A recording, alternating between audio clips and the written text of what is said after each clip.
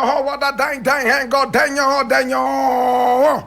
Oh, what a dang. This is the Black Pot, aka Kuku Show, number where we speak truth to power. Now, here we don't criticize, but if we must criticize, we would only just criticize to build and not to destroy. Because we are in the service of God and country. And from the news reel, we always endeavor to keep it real.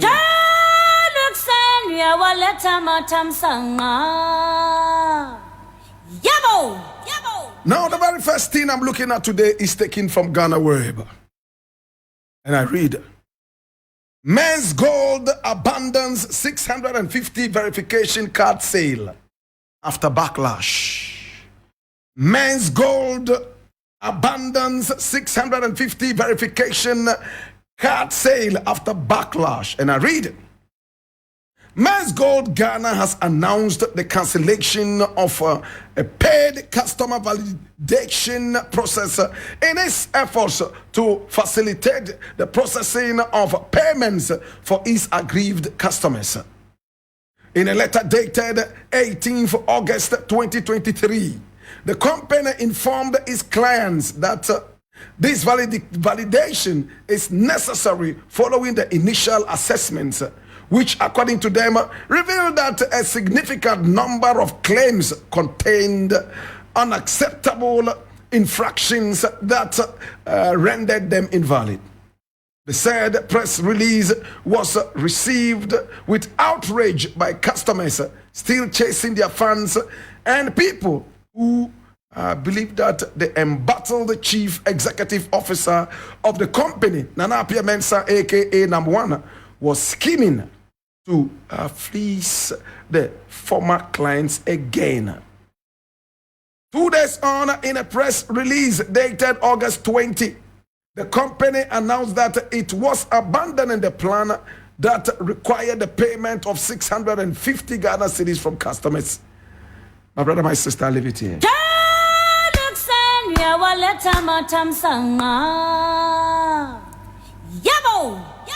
Number One is my former boss. I worked with Xylophone FM. My brother, my sister. And during the time, it was all nice. During the time, we had our ups and downs. It is common knowledge that we left Xylophone with 17 months of unpaid salaries. Everybody knows this. My brother, my sister, many people thought that working with Number One was all rosy. Many people felt that working with Number One was a walk in the park. But at least, courtesy Blakk Rasta, it was made known all over Ghana that for 17 months, we had no salaries. Can you imagine how many months 17 months could be in your life without salaries? Almost 1.5 years. Going to work every day, burning fuel. No salary, no allowance, nothing. Just moving on. This was the kind of sacrifice some of us decided to put ourselves to in order to keep the brand alive. And if there was an opportunity, I will do it again. Now, during that time with Number One, we had people coming in to threaten us. And I've said this time and again. Some people threatened some members with death. Some of them came in there trying to attack us. Every now and then, police had to come in there.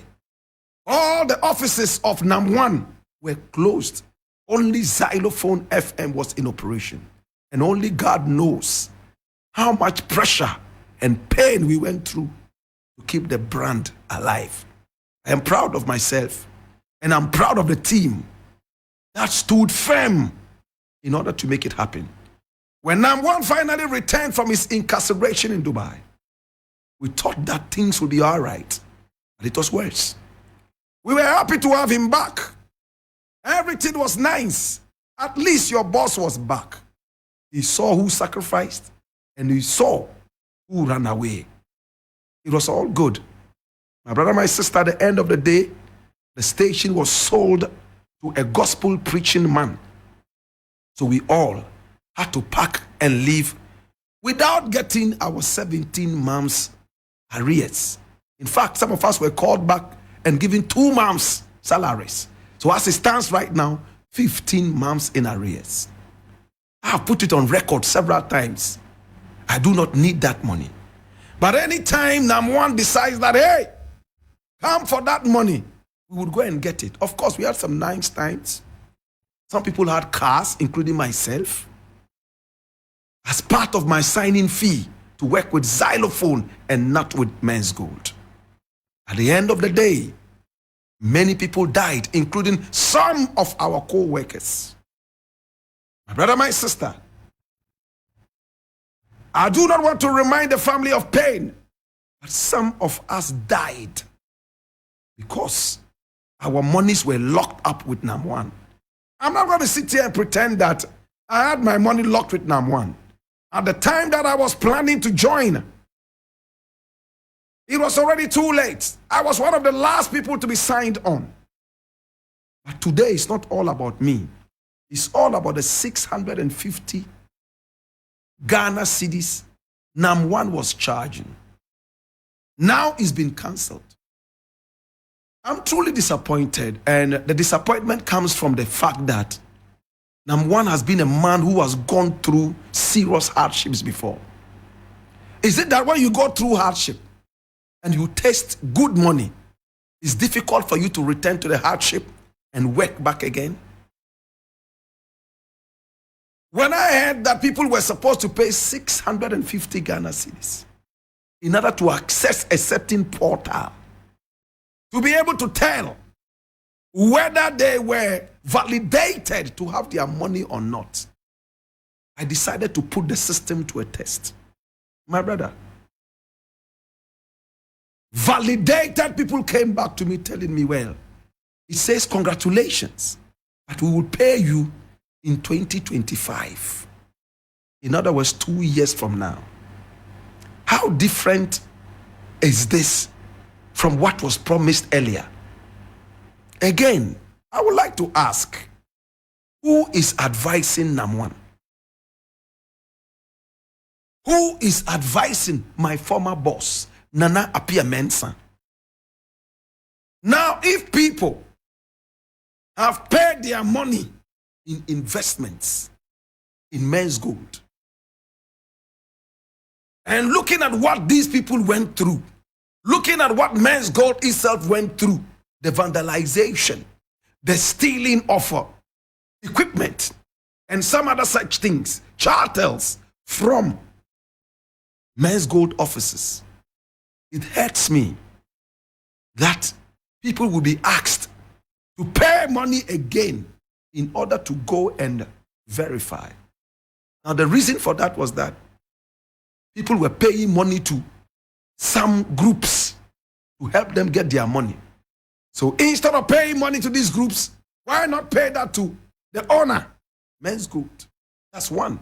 And number two, we are gathering and keeping all the money available to us so that we will pay you. We cannot run a free system.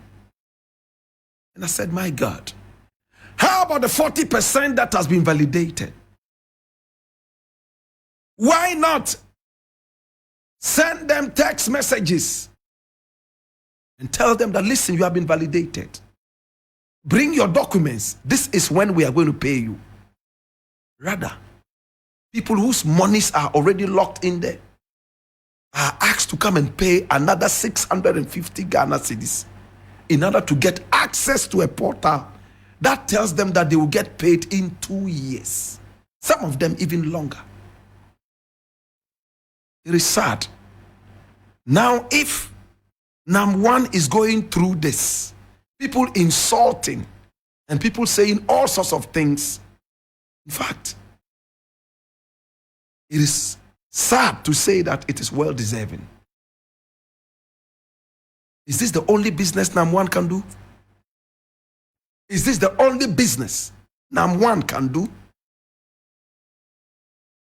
Only the gold business? Nobody is going to trust NAM1 enough to give money to him again. He has tried it a number of times.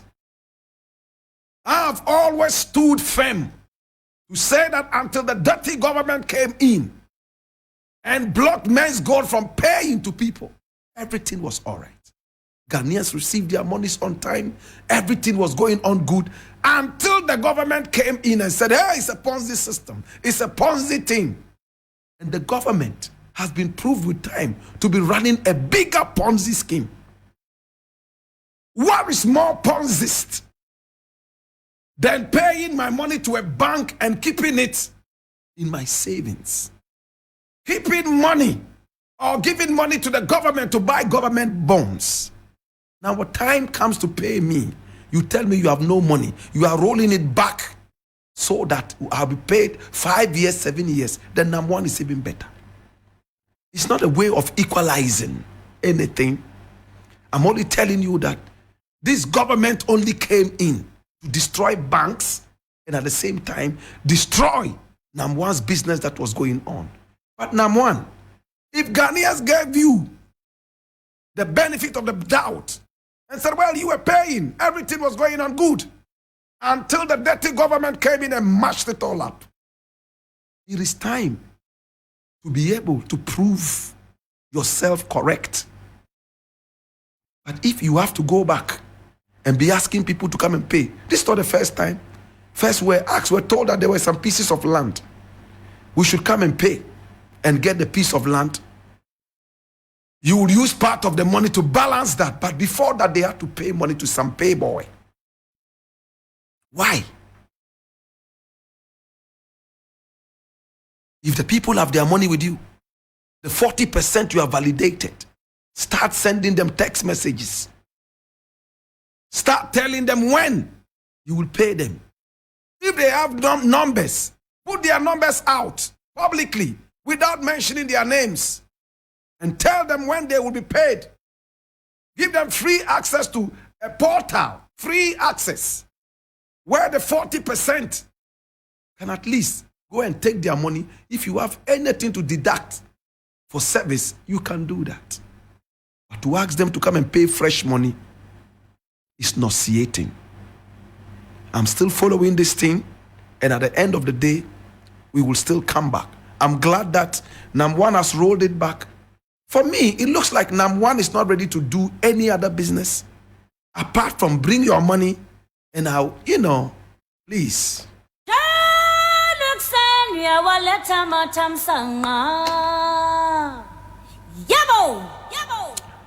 Next thing I want to look at, and I'm going to be very quick with this. I'm reading from my own 3news.com. And it says, don't risk your life or kill your own people for US, France, and corrupt African politicians. One Love tells Ghana Armed Forces. I read. Ghanaian Romanian musician One Love the Kubalo has cautioned the Ghanaian military force who are to be deployed as part of the ECOWAS troop to deal with the coup in Niger, not to risk their lives in this venture. One Love's perspective shared in a video which has been endorsed by the likes of Sarkodie is rooted in his concern for the potential peril that the Ghanaian military force might face if they were to engage in a conflict in Niger. Capturing his thoughts in a video shared on Instagram, he stated, Niger got rid of their Akufo-Addo without a single life loss.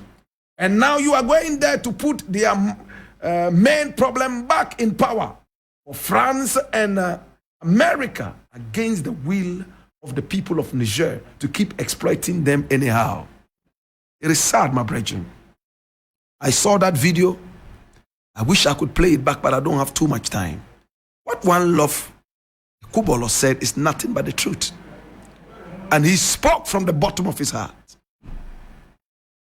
Niger got rid of his own Akufo-Addo in a very popular uprising that got him out. Today, in the name of America and France, people's fathers, uncles, brothers, and sons are asked to go to Niger, risk their lives, and bring back this Akufo-Addo into power. One Love the Kubolo says it doesn't make sense. Don't do that.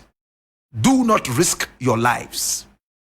My brother, would you not support this? This Nigerian president was another Akufo-Addo. Lying Akufo-Addo. Arrogant Akufo-Addo. Need I say more? This is what we are going through in this country.